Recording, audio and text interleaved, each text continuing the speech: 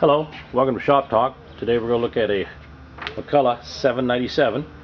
This one was made in 1967.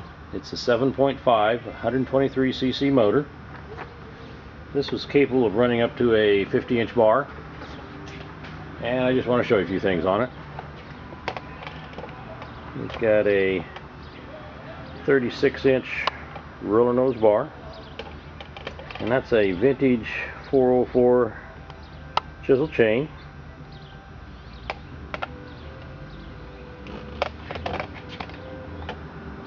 It does have the wrap handlebars. Got a very large falling spike. And let me turn it around here so you can see the other side. Still has that original sticker there, if you can see it, underneath the tank.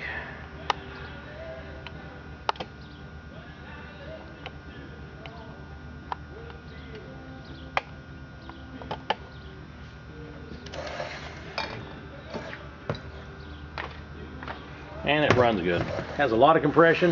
It has that distinct exhaust crack like you only find on these vintage McCullochs. And let's see if we can get it fired up here. Has a lot of compression.